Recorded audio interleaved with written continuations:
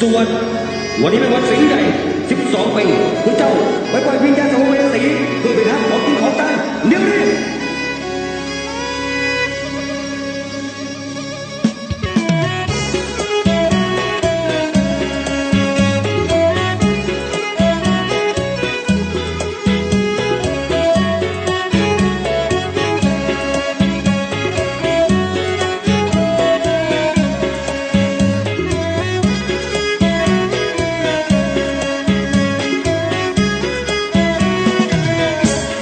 12 เดือนเป็นเลิกเล็งสองหัน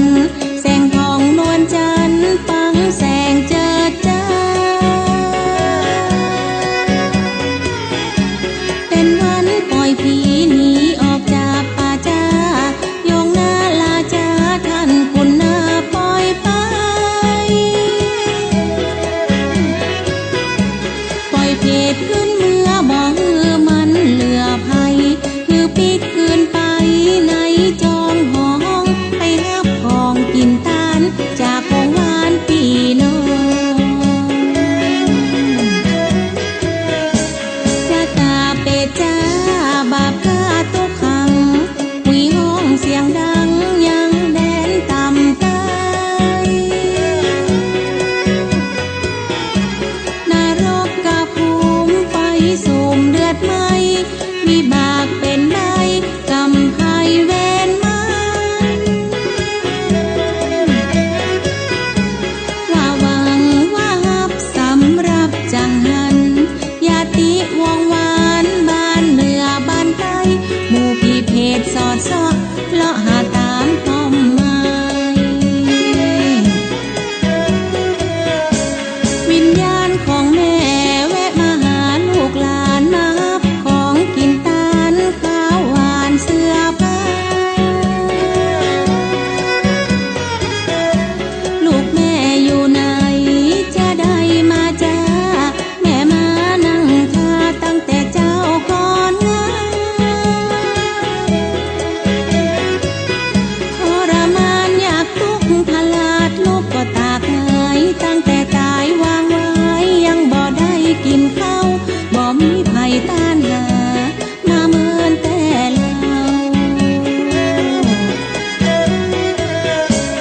ยืนท่าแจงวัดอัตคัดหัวใจลูกแม่มีไหนแม่บ่ได้กินข้าวแม่เฝ้าพอหาตั้งแต่ตาเจ้าพระทรงองค์เจ้าหยาดน้ำไม้ตาเข้าป่าและกินทั้งสิ้นของหวาน ก็ขอยกมือ10 นิ้วกราบนอบน้อมยังพระติรัตนเกี่ยวเจ้าตั้ง3 ประการอันมีพระพุทธพระธรรมพระสงฆ์อันเป็นสรณะที่เปิ่งที่เคารพนับถืออันสูงสุดในชีวิต ขอกราบคารวะแตบไตรไวยสาปารมีธรรมพระมหาเถรานุเถระเจ้าคณะพระสังฆาธิการภิกขุสงฆ์สามเณรจุตนจุองค์ด้วยความเคารพเจริญสุขเจริญปอนสาธุชนญาติโยมตินจองห้องวัดจุหนุ่มเท่าใจยิงก็ขอน้อมต้อนรับทุกท่านเข้าสู่รายการมรดกธรรมกำเมืองต่างสถานีวิทยุกระจายเสียงพระพุทธศาสนาแห่งชาติและสังคม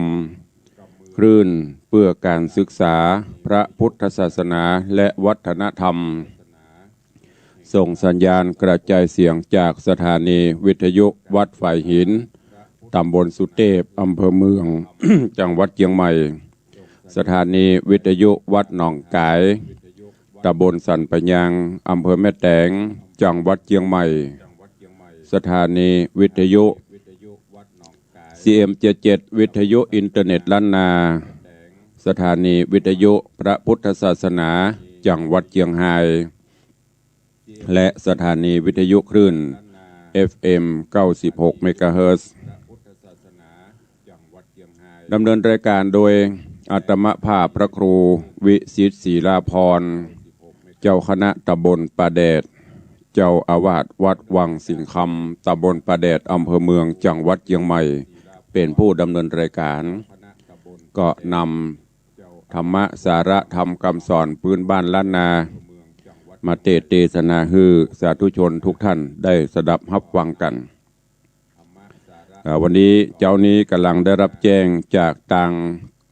ผอ.คลื่นวิทยุสีขาวบอกว่าก็งดปกติแล้วต่างคลื่นวิทยุสีขาวจะลิงก์สัญญาณวันพุธและก็วันเสาร์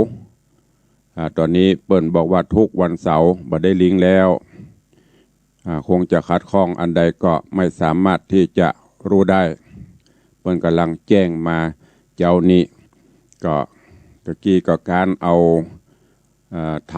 ำสุวรรณสุวรรณพรหมานั่งเรียบ สรุปใหม่เพื่อจะต่อในตอนต่อไปก็เป็นอันว่าปิกมาเป็น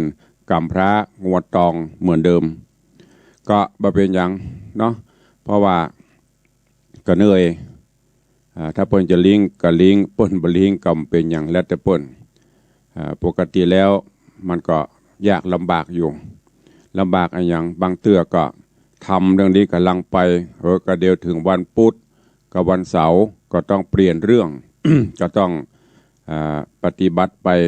แต่ตอนนี้เปิ้นยกเลิกทุกวันเสาร์เพราะว่ามีรายการพระนักจัดรายการอื่นเข้ามาก็เลยต้องยกเลิกไป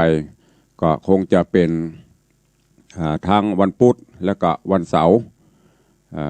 ยกเลิกถ้าเปิ้นจะลิงก์ก็ลิงก์เรื่องที่เฮาเป็นปกติที่อยู่กับ104นี่แหละเนาะ คงจะมาเปลี่ยนเรื่องละถ้าเปิ้นจะลิงก์ก็ลิงก์เปิ้นบ่ลิงก์ก็แล้วไป ไม่เป็นไรอันนี้ก็แล้วแต่ทางเจ้าหน้าที่แล้วแต่ทางท่านผู้อำนวยการเปิ้นจะจัดสรรเวลานี่ก็แจ้งให้ญาติโยมที่ คอยติดตามรับชมรับฟังบอกว่าจะตั้งในคลื่นวิทยุสีขาวเนอะได้รับแจ้งจากทางท่านผอ.ว่าตอนนี้ไปทุกวันเสาร์ก็เป็นอันยกเลิกไปก็มันก็คงจะมีภารกิจแล้วก็มีกิจอื่นๆที่จะเข้ามาแทนตุลุงอันนี้ก็ฝากไว้แล้วก็แจ้งให้ทุกท่านตัวอันเนี้ยมันอย่างที่ตุลุงได้บอกไปเนาะมันมีผลต่อท่านผู้ฟังเวลาที่ฟังรายการจากทางสถานีวิทยุถ้าหากว่ามีเสียงตอบรับนั่นก็คือในตอนเช้าท้ายรายการเวลามีเปิดหน้าไมค์โทรศัพท์ก็มีผลทั้งผู้รับและผู้ฟังก็ถ้ามีการโทรศัพท์เข้ามาเป็นกำลังใจหรือโทรศัพท์เข้ามาร่วมในรายการนักต่างผู้อำนวยการสถานีเปิ้นก็จะฟังว่ารายการไหนเรตติ้งดีก็มีคนฟังนักก็เป็นที่สนใจของพี่น้องชาวบ้านนักก็ถ้าเรตติ้งไหน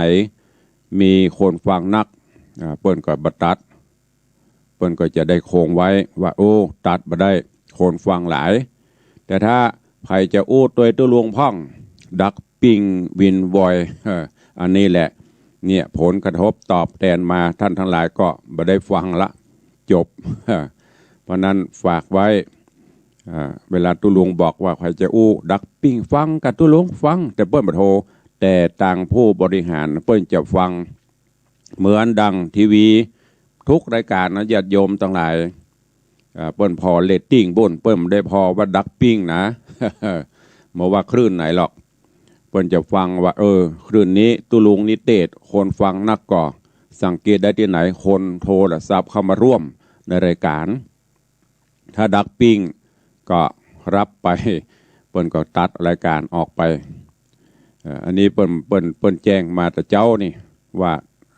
ทุกวันเสาร์ขอยกเลิกการจัดรายการจะด้วยเหตุผลคนใดก็บ่รู้ แล้วก็ประกอบกับทางสถานีวัดห้วยตอง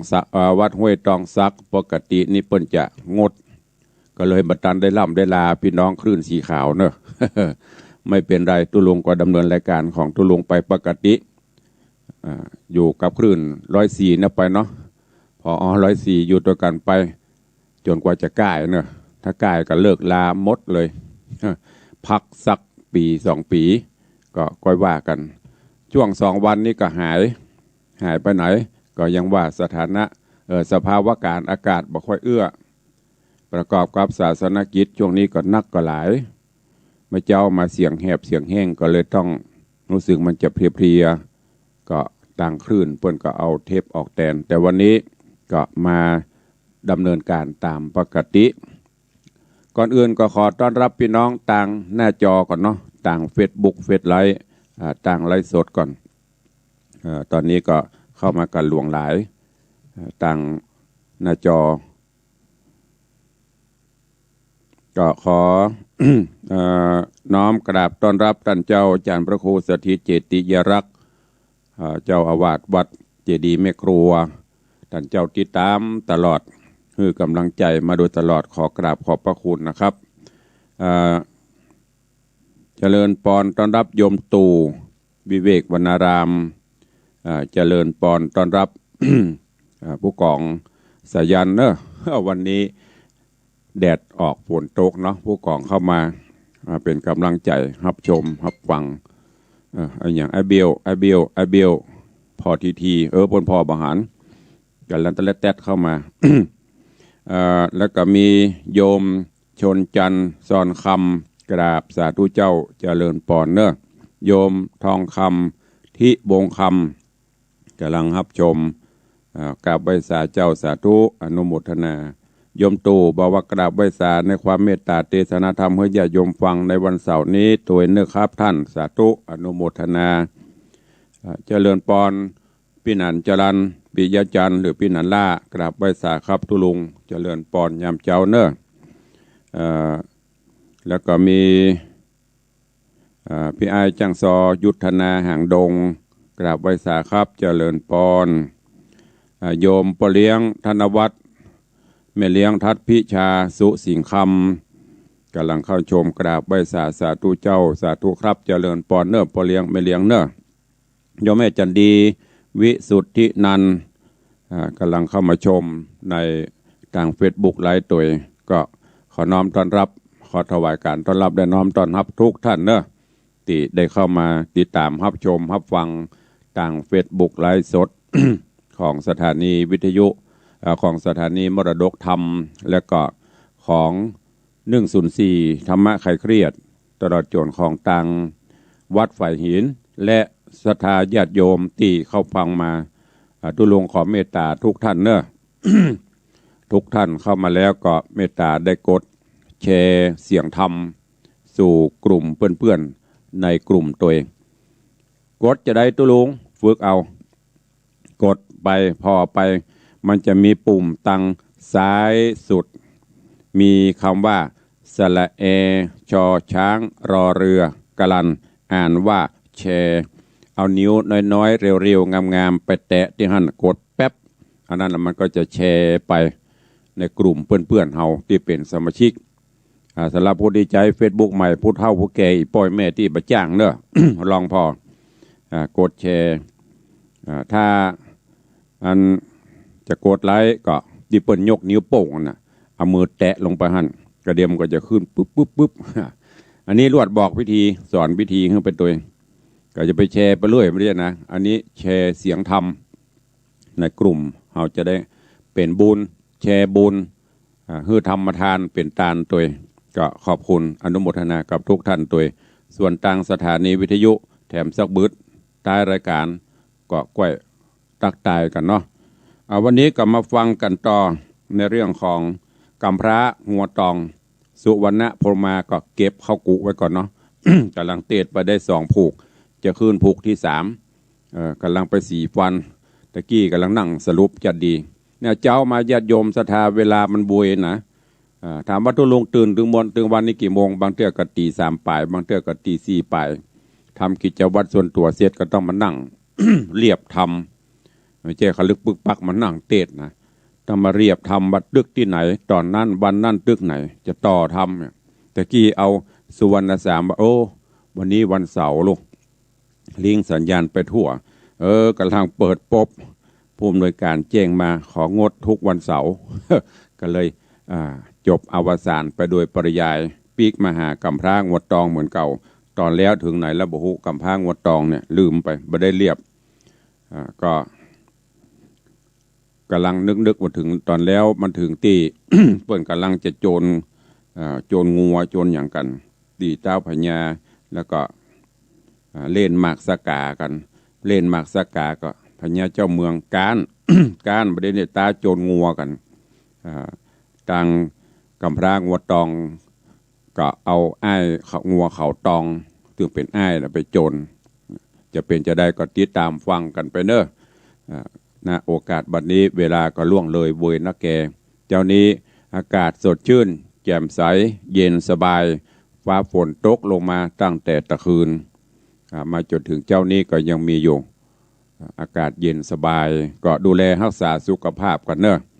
แล้วก็ที่สำคัญอย่าลืมสวมแมสล้างเจียวล้างมือไปหั่นไปนี่ก็เว้นระยะห่างกันจะไปกาดตกเนอะเจียงใหม่ก็ยังพรวดขึ้นมาให้เหมาะจะตรงจะลงก็พรวดขึ้นมาไอ้โควิดนี้มันยังไปเตื้อวนเวียนไกลง่อนอยู่เนอะก็พยายามถึงแม้เปิ้นจะคลายล็อกปลดล็อกเขาก็จะไปประมาทที่ไหนคนหลายอย่างกาดไปรีก็เข้าใจไปซื้อแล้วก็ปิกตำห้างตำร้านก็เหมือนกัน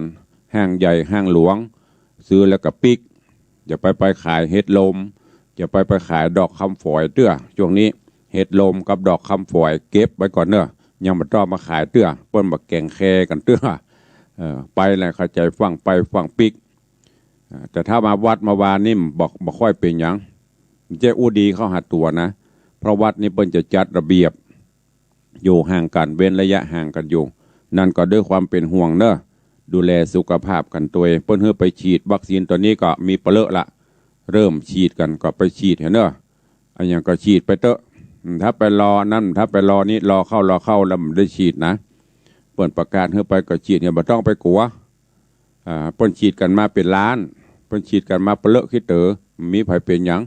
ถ้ามันไปตัดเฮานี่ก็แสดงว่าเฮานี่ดวงดีเหลือเปิ้น มันไปตัดเฮา1 ในล้าน ฉีดไปจะเป็นไฟเซอร์จะเป็นไฟเสจะเป็นอันยังก็ฉีดไปเถอะของตุลุงเรียบร้อยรอไปโดดเข็ม3ของตุลุงฉีดอันยังซิโนแวค แวกไปเรื่อยๆ2 เข็มครบไปเมินละ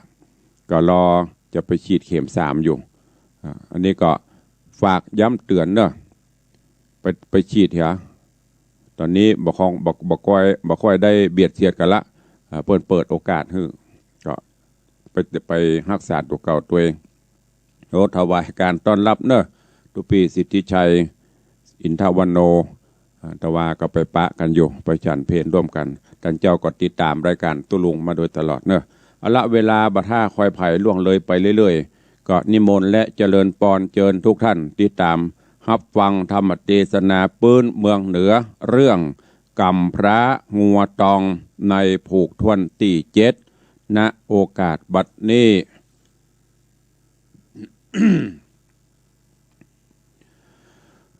นะโมตัสสะภะคะวะโต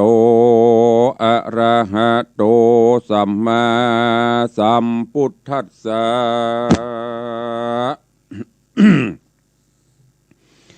อัฏฐาราชัสสะโคปะโลอาจิตวามนัสสะหิริโหติติสัทธโวดุราสัพปุริสะตั้งหลายตั้งยิ่งใจมวลหมู่อันนั่งอยู่นำนามีศรัทธายังเจือใจไฟเอื้อต่างบุญเพื่อยุนุนนำรากเฮือพ้นจากสงสารยิ่งเฮือตานเข้าน้ำวัตถุพรำปัจจัยมีสินสาย บ่ขาดบ่ประมาทภาวนาปากันพร้อมดายอมือทาฟังธรรมจุงดาจำติดต่ออย่าเหือขาดคอบทได้ลำดับไปนาบาดนี้แดดเตออัฐะในกาลละนอนกัน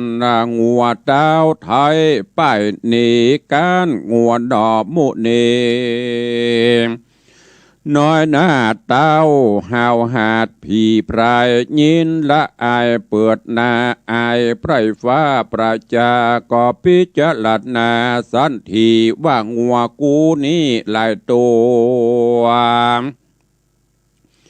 ปล่อยมาการงัวเด็กน้อยเจือจัดถอยกาลีสันใดดีนั่นใส่กูเต่าไทยห่อใจเถิงงัวกันไปนานเล่าแต่ตัวเจ้ายังบอกการบ่สตานเข่งคำโจยักลงจำภาพสู่หือได้หูเป็นตายจากเอาเด็กใจอ่อนน้อยหือกราดกร้อยเป็นผีเต้ากาลีถอยจาปองจักคาดหนอพุทธาใจปัดลากดเลวบิดเบี่ยงเบียวงอขอบ่หูปออิ่มใกล้มักโลภลายบังอำมักกะตำใบบอดบ่เกิดรอดอเวจีตันหามิตรหลายหลากกลัวจะพรากเสียของเสียเงินทองบาดไตเฮือพระดีไว้ทะโรงธรรมเจ้าเกยไข่กำบอกกล่าวว่าการต้านเต้าป้ายการหรือสะต้านอันใดคงเวียงใจนานเล่าจักยกเหือเจ้าบัดเดียวเต้าจ่าเหลวกล่าวจี้พิษจากที่กองธรรมบ่ดังกรรมว่าไวเหมือนแต่ไทยเดิมตีกันงัวหนอมุนีโจรเป้เต้าป้อยกล่าวแก่กำจาว่าวันนี้นาดาค่ำตะวันต่ำจอยวอยจากลับดอยป่าสาววันผูกเจ้ายามไงก้อยพันภายมาสู่ป่างัวมาสู่พระจนมาต่อจนกันไม่เตอะเนอเจ้าเฮยมือนั้นมหาสัจเจ้ากันเต้าบาปเศร้าจังไรไข่กำไปดังอันนอเจียงจันพุทธา บ่อาจจะออกปากเต้าเต้าตาเต้าดักอยู่หากสันดีก็ป่าสายสะรีพี่เจ้าปิกปอกเต้าคืนสู่ในที่อยู่ศาลาแล้วเศร้าสายังผ่อนอยู่ตีบ่อนไปไหนก็มีหันและนาดูราสัพบุริสะต่างลายตั้งยิ่งใจมวลหมู่อันนั่งอยู่ฟังธรรมอันว่าเต้าหอกคำนั้นใส่มักโขดไม่โกธามักเขขาค่ำคาเหือเจ้านอดลาวำไว้บาปกรรมหลายนอนเล่าอันเต้าเจ้ากระทำมาย่อมบอกกลาดกร้อยจักจ่องหอยลงสู่ในที่อยู่อเวจีสะเวยทุกขีเอาไม่บอกเว้นไว้คืนวานพระทะรงธรรมตนยศโยดนำสัตคำโอคะทรงสารเถิงนิพพานเวียงแก้วเป็นที่แล้วเครื่องกาสอนสัตตามวลหมู่ได้พรำหูกองดีว่าหือมีขันติจะใจบ่เอาไม่โกธา แม้นมีคนมาแจ้งด่าจ้าต่อตาฟันแต่งหือโอดใจแปลงเยินกลันดักอยู่หันสันดีบอกใครว่าตีดาลอบอกกล่าวต่อแตนกรรมอยู่ตามธรรมมันเตียงบ่บิดเบียงเฟื่อนไหวบ่มีใจเกียจกล้าบ่ด่าว่าคนใดแม่นมีคนใกล้ไกลไกลหรือไกลมียศใหญ่สักลายหรือเป็นสหายเปื่อนป้องเป็นพี่น้องวงศาเขามาจะแจ้งด่าใครกำว่าหยาบได้ก็อยู่จากวายสันดีแม้นจักมีคนถอยมาตีต่อยกาญาก็บอกโกธาโคดให้ตีตอบใจสันได้เจ้ามีใจเตี้ยงมันบ่ไหววันเฟื่อนครอนชื่อว่าถอนเก้าแหกแห่งความทุกข์ยากนาและนาอันว่าความโกธานี้เล่ายอมเป็นเก้าเครื่องขี่กันบ่มีคันตีตั้งต่ออดใจล่อไปหน่อยการคนมาไข่กรรมหยาบบ่อสุภาพตามธรรมมีไข่กรรมหยาบจ้าจะตอบตาไปมาปาโกธาเอาไม่เกิดขึ้นใหญ่หลวงลายย่อมป่าไว้ไม่เอาได้โศกเศร้าเครื่องขีทุกป่ามีหลายหลากย่อมเกิดจากโกธาเหตุนั้นหนาพระพุทธเจ้าตนเป็นปิ่นเกลาติโลกาจารย์สอนสัตว์สงสารม้วนหมู่ได้พรำหูกองดีว่ามีขันติตั้งมันบ่ด่วนสันโกธากันผู้ได้แน่โอดได้บ่โคดไม่ไปนายย่อมเป็นปัจจัยส่งยูเฮือใดอยู่สวัสดีแม่นตายหนีกลาพรากดับจิตจากเมืองโคนย่อมเอาโตโหนไปเกิดในห้องฟ้าเลิศเมืองสวรรค์ก็มีแลนาตามัดถังปะกาเสนโตสัทธาอาหะสัทธาอันวาสัพปัญโยพระพุทธเจ้าตนเป็นปิ่นเกลาติโลกาจารย์ไขนิทานไปแจงพระจิงแสงเตสนาวาภิกขเวดุราภิกขุตังลาหะตนเป็นสาหายอริยญาติละเสียงขาดตัณหาส่วนว่าเต้าบาปหนานั่นเรากันว่างัวเต้าเจ้าป้ายกันใจ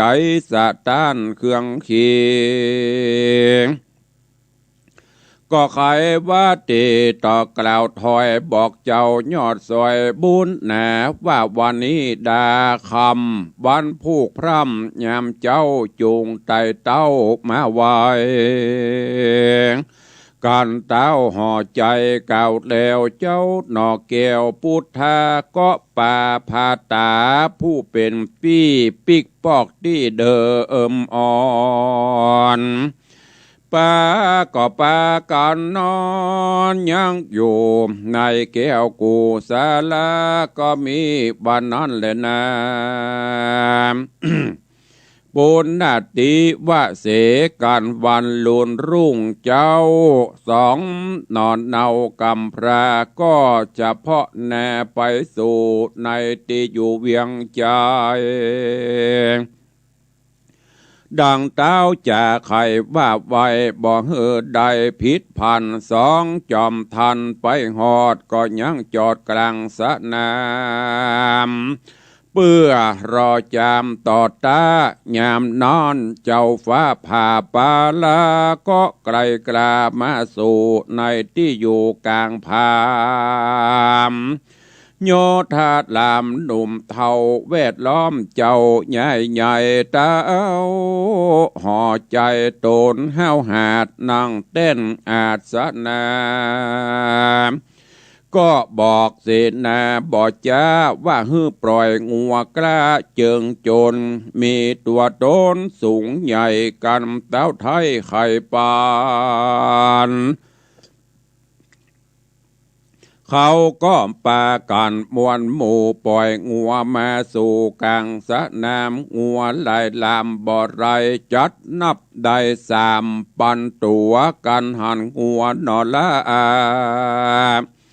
เกือปูกำพระเข้าตองต่างก็ป้องเข้าผาบล้อมขนาบจุไปอยู่เรียงรายแวดไว้หล่อเข้าใส่พร้อมกัน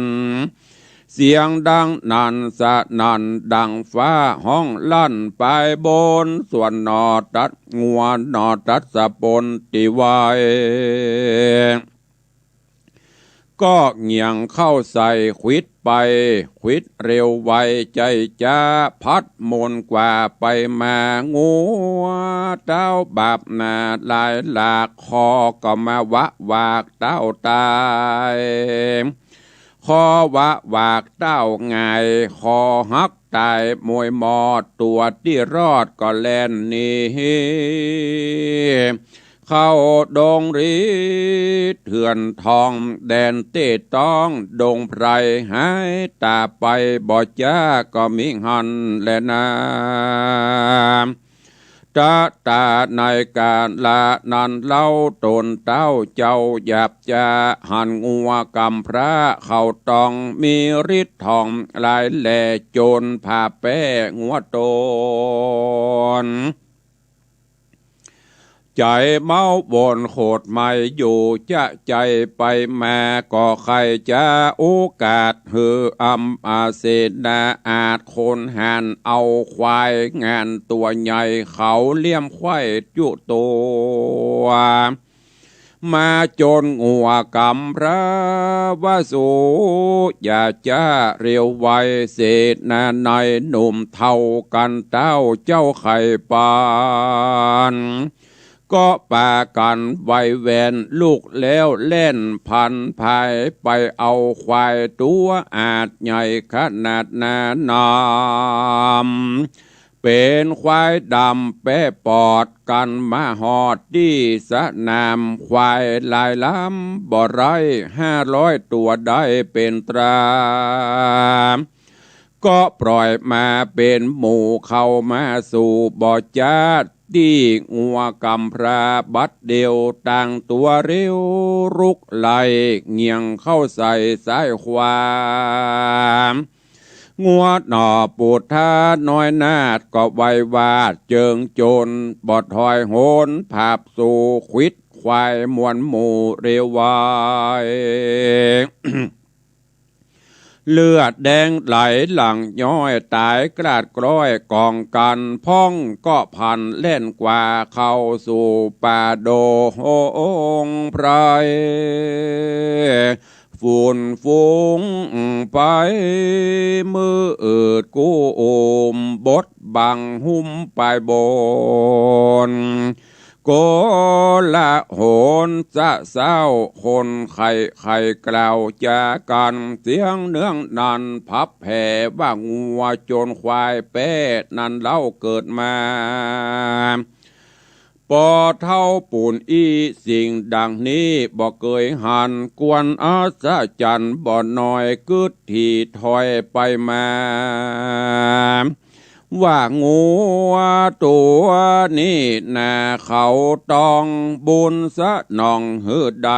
ฤทธิ์ที่ใหญ่เหลือลายยิงแป้ควายหลายหลาก500 ตัวหากเป็นตราคนนาหนุ่มเทาอันอยู่เฝ้าเล็งหาน ไขจากกันสะเศร้าดังควายดาวปุรีก็มีหันและนามือเอือนอนตนตันเต้าผาปาลาอันโกทาโคดไม่บ่หอนใดจักหายก็เอาควายมาผาบหมายกำราบจักฆ่ายังงัวกำพระเขาตองตั้งใจปองดันเล่าควายพญาเจ้าก็สามว่ามาการได้สะต้านวำวายได้เถิงตามูบมูกองกันอยู่กลางสนามคนหลายลามหนุ่มเทามีอำมาตย์เก้าเป็นประธานเอาจีนควายงานบิดแบ่งไปตัวแห่งเวียงใจได้กินไปทวนหน้าส่วนเต้าบาปกราปาลากันมหิงสามวนหมู่ได้โมบหมู่วำวายสามโกธาตุหลายกว่าเก่าใจไม่เอาปานไฟก็ฮือเสนาในน้อยใหญ่ได้หูไข้สัญญาปล่อยจ้างมามวลหมู่เข้ามาสู่กลางสนามเสนาหลายลามหนุ่มท่าเอาการเต้าเจ้าไข่ปันก็ป้ากันไว้วาดปล่อยจ้างอาจ7 ตัวมันบ่หูกลัวและญาณบ่สะต้านอันใดเป็นจ้างใจตัวใหญ่สูงแต่ใจสามานดูเจียงคันบ่เศร้าจ้างเต้าเจ้าปุรี ง่วงแงมีสว่างย่อมเป็นจ้างตกมันต่างปากันห้องแสน6รีบเล่นมหาตีงัวหนอพุทธาบ่ฮอจะงัวกำพระตัวอาจก็ควิดขวาดเร็วโหปานจังก็มาตกมันวะวากขาหักลากจุตัวตกใจกลัวห้องแสนเฝ้า6 แล่นเนืองนันแล้วก็ปะกันบ่จ้าเข้าสู่ป่าหายไปส่วนเต้าห่อใจโยดเย้าการจ้างเต้าเล่นดีซ้ำเครื่องขี่เอาไม่เป็นดังตาเป็นดังไตไฟโลนจากงานงนกล่าวถอยว่าดูราไอเด็กถอยจังไรมึงจุงไว้ขึ้นสู่ยังที่อยู่ศาลาวันผูกแม่เมื่อเจ้าจุ่มไต่เต่าแม่ปันทะนันกันไม่เอาเวียงใหญ่กูหูไปการเต้าห่อใจกล่าวแล้วเจ้าหนอแก้วตัดสะปนก็ป้าเอาปี้โตนอาจกราคืองัวกำพระเข้าตองรีบเร็วปองคืนสู่ในติอยู่ศาลาหิมอนาประตูเวียงก็มีหันและนานิธิตังขีญาสังวันนาวิเศษจาห้องเหตุธรรมเทศนากำพระงัวตองผูกทวนตี7 ตอนที่ 1ก็บังโกมสมเรศสะเดช วันนี้กำพระงัวตองผูกทวนที่7 ตอนที่ 1โป่งวางไว้แต่เพียงเต้าอี้ก่อนเนอะก็เรื่องราวกำพร้างวตองหลังจากที่พญาเจ้าเมืองได้สั่งฮือโพธิสัตว์เจ้าได้เข้าปบเข้าปะเล่นหมากสกาด้วยกันการหมากสกา โคนการงูอย่างก็การพนันการแต่เจ้าของประการ พอเล่นหมากสกาการสั่งเปิ้นตาเอางัวโจรกันงัวโจรโจรงัวของพญาเจ้าเมืองการหมดพองัวตัวเก่าการนึกว่าจะเจ้ามาจากการ งัวการเจ้าไม่การเอาหาวิธีต่อเอางัวโจรหมดหรือบนลึงงัวเสี่ยงเอาควายมาโจรต่อแหมควายมาโจรจนมดจนเสี่ยงการหล่นหนีเข้าป่าไปหมดตอนนี้เอาจ้างมาโจรแหมจ้างมาโจรก็การกำนี้พญาจะเอาอย่างแหมเลยบอกว่าวันพุธก็มาแหมใหม่เพื่อที่จะหาอุบายแหมต่ออันเนี้ยญาติโยมทั้งหลายคนมีสัจจะวาจาบอกว่าถ้าโจรงัวกันถ้างัวเปิ้นการถ้างัวฆ่าการจะยกบ้านยกเมืองฮือก็กลัวเสียหน้าพอกลัวเสียหน้าก็ต้องหาวิธีเอาควายมาก่อการเอาจ้างมาก่อการแล้วต่อไปจะเอาอย่างมาแถมก็ให้ติดตามฟังกันเนอะญาติโยมทั้งหลายสัจจังเนี่ยสัจจะวาจาเนี่ยเป็นสิ่งสำคัญคนเฮาถ้ามีสัจจะวาจาคบกันไปได้โยกตัวกันไปได้มันมีสัจจะเลาะและหล่อแหล่ล่องแรงนะอย่างพญาเนี่ยอู้กันใหม่ๆโมทีถ้าขาการใครจะยอมนี่ฮื้อยกบ้านยกเมืองฮื้อพอการเตะบ่ยอมหาอุบายผาเปไปอยู่ติกอันเนี้ยทำให้ความเชื่อถือบ่ค่อยมีอย่างเฮาท่านทั้งหลายกันเหมือนกันเวลาจะจะจ๋าจะทำอะไรต้องมีสัจจะอย่างหลวงพ่อคูณประวัติน่ะเวลาหลวงพ่อคูณเอาไม้บุบหัวหลวงพ่อว่าใดข้าก็สัจจะสัจจังอธิษฐามิสัจจะสัจจังอธิษฐามิบุบหัวบบนะเปิ้นว่าอย่างคนเฮาถ้ามีสัจจะเนี่ยผีก็เชื่อใจคนก็เชื่อใจไปที่ไหนไปก็เชื่อถือแต่ถ้ามีสัจจะนี่ละอ่อนก็ตึงไปเชื่อไผก็ตึงไปเชื่อไปเชื่อมันเด้อวอกนัก อย่างเขาได้ยินน่ะมายืมสักดางกูว่าเดือนหน้าจะฮื้อปีปลาย ยังไม่ได้เตื้ออีกก็มีนะ สัจจะว่าจะฮื้อต้องฮื้อว่าบ่เอาก็คือบ่เอาว่าจะไปก็คือไปมันจะล้อและหล่องแรงล้อและมันใจไปได้อย่างพญาเจ้าเมืองเนี่ยตาเปิ่นจะยกบ้านยกเมืองฮื้อกลัวเสียแน่เสียตาบ่ยอมการสักเตื้อก็ก้อยฟังไปว่าไอ้อย่างจะเกิดขึ้นสุดท้ายมาจะรบจะภาพจะเป๊ะหรือว่าจะการแล้วภัยอันตรายใดๆจะเกิดขึ้นกับกำพร้างัวตองก็ให้ติดตามในตอนต่อไปพวกนี้ก็โป่งวางไว้แต่เพียงเท่าอีเนอร์ก็เดี๋ยวเราจะได้ได้จ่าตักตายกันตอนนี้ก็เหลือเวลาแถมประมาณ8-9 นาทีก็จะหมดเวลาละตัวลุงก็พยายามใจเวลาให้คุ้มค่าให้ธรรมะให้นักห่างเวลาไว้เห็นหน่อยเอาไว้ตักตายจ๋าบ่ห่างบ่ได้ได้จ่ากันบางท่านก็จะง่อมจะเหงาก็ห่างไว้สักหน่อยได้ได้จ่าก่อนที่จะได้เปิดหน้าไมค์จ่ากันนั่นก็ขอขอบคุณอนุโมทนาบุญกับเจ้ามูลศรัทธาอันที่ได้สมทบการเทศน์การธรรมการพิเศษและตลอดพรรษาในช่วงตลอดพรรษาก็มีการแสดงธรรมทุกวันพระในช่วงบ่ายแล้วก็ในช่วงของเดือน12เพ็ง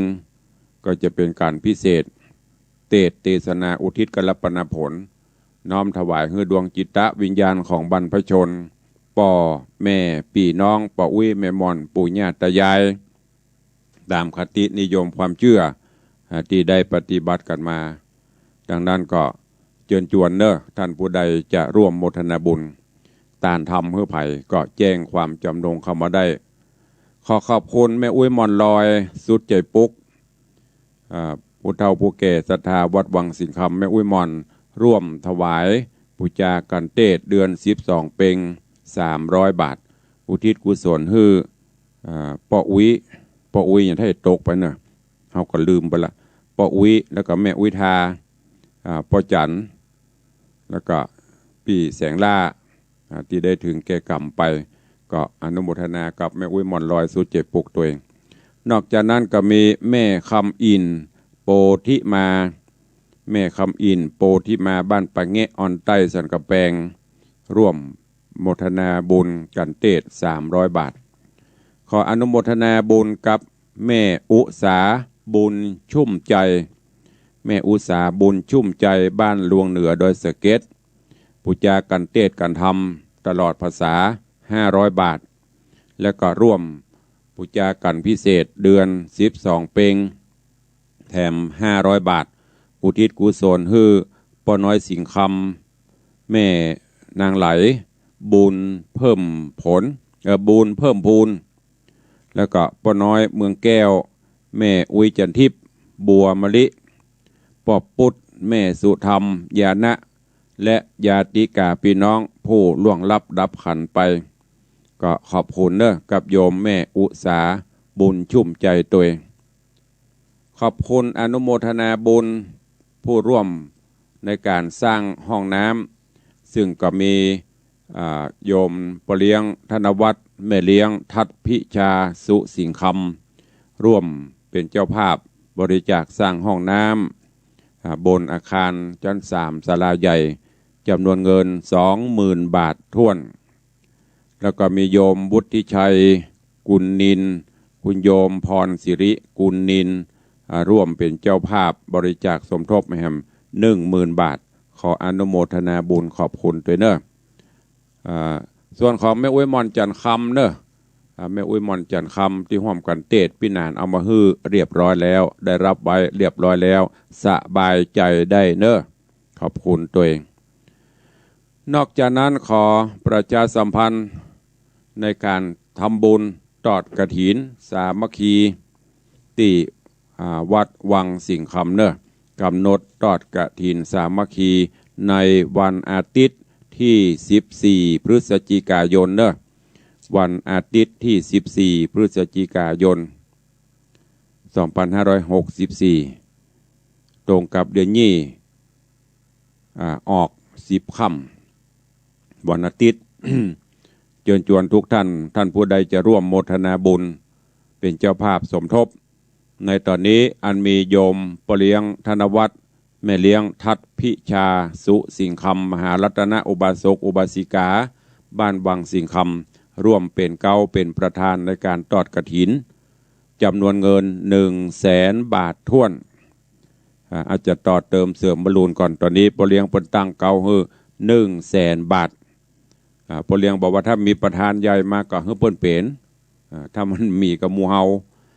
โดยปเลี้ยงเป็นต้นเป็นเก้าฮือ 100,000 บาทถ้วนเนอะนอกนั้นญาติโยมศรัทธาเฮาจะร่วมโดยแบ่งเป็นกองกฐินกองเงินกองทองกองเพชรแล้วก็ต่างวัดก็ได้จัดสรรวัตถุมงคลมอบเป็นสินน้ำใจให้กับทุกท่านตัวเองท่านผู้ใดร่วมเป็นเจ้าภาพกองเงินกองละ500 บาทต่างวัดก็จะมอบพระกริ่งหลวงพ่อพระสิงห์คำเป็นสินน้ำใจไว้ปูจาเป็นเจ้าภาพกองทองกองละ1,000 บาท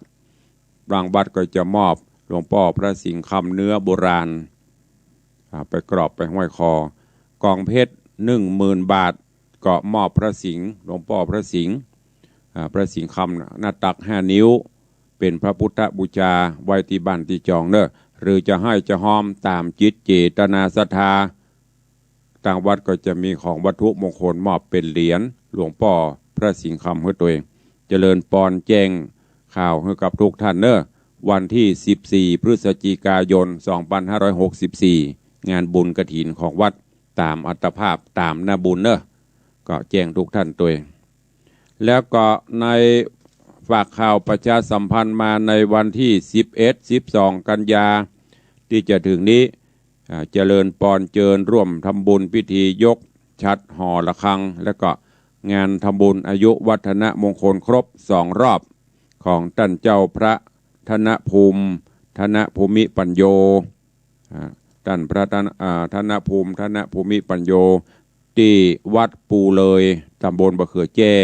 อำเภอเมืองจังหวัดลำพูนเนอะวันเสาร์วันอาทิตย์ที่11-12 กันยายนขอเจริญพรเจิญทุกท่านตัวไปห่วมบุญกุศลด้วยกันเอาละเนาะเวลาเหลือแหมน้อยก็จะได้อู้ได้จ่าตักได้กันหน้าใหม่กับญาติโยมที่รออู้ดอจ่าตั้งหน้าใหม่ก็เข้ามาได้เนอะตอนนี้ตังเฟสก็มีท่านธนภูมิปัญโยแล้วก็น้องเน่งก็เข้ามาสาธุตุลุงสาธุเนอะใครจะอู้จะจะจ่าตักตายหน้าใหม่ทางวิทยุตอนนี้เข้ามาได้เนอะเบอร์โทรก็คงต้องบอกกันมาเป็น20 ปีแล้วนี่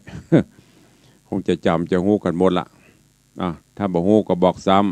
0817836540เจริญปอนปเลี้ยงโอ้หมวดตองนี่อย่างมาแข็งแรงได้หรอ ได้น้ำฝนนะฮะก็ว่าโจรช้างกับชนะด้วยจ้างก็โจรควายก็เอาไผ่มาโจรหมดแล้วก็โอ้ยเพื่อนแล้วก็บอกมีชัดจ้าเนาะจะเอาหนึ่งมาจนเอาหนึ่งมาจนเดี๋ยวสุดท้ายจะเป็นได้บูไม่ได้เราฟังไว้หน่อยสาธุคือกำลังใจเลยใจเย็นเป็นพระพุทธบริสุทธิ์เป็นพระธรรมใจดีใจงามจะลงในวังเลยไว้สาธุ อนุโมทนาขอบคุณกับโยมปเลี้ยงธนวัฒน์ใจดีคือพระพุทธใจบริสุทธิ์คือพระธรรมใจงามขี้โจมคือตุลุงในวัง เจริญปอนอ้าวว่าได้ถ้าบ่มีตุลุงเตดไม่เจ้าอีน่ะบ่ได้เนี่ยอย่างบ่ได้บ่มีความสุขได้ฟังถึงวันเจ้าว่าจะเข้าไปสักวันว่าเข้าไปวันไหนบ้างก็เข้ามากระเด้อชวนคนหมู่เดียวกันไปเจ้าว่างก็เข้ามาเจ้านมัสการเจ้าเจริญปอนแม่ครูเหรียญทองไม่สาเจ้าฟังอยู่นะเจ้าสาธุอนุโมทนาสาธุเจ้าสายต่อไปเจริญปอนกำลังมี3 สายใครจะอู้ตัวตุลุงก็เข้ามาเด้อ0817836540สัญญาณเตือนมาแล้วมี3 สายที่เปิงป้นตัดเปิงคลื่นสีขาวป้นตัดเนาะกระเดียวคลื่น104จะตัดต่อไปแล้วก็ตุลุงก็จะได้หลับสบาย มีเหมือนกันนะมาเจ้าจะได้ทำภารกิจอื่นพ่องเนาะเจริญปอนเจริญปอน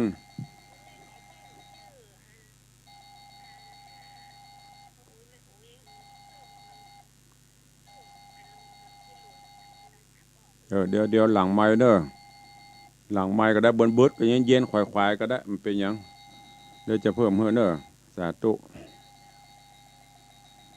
สายสุดท้ายเจริญปอน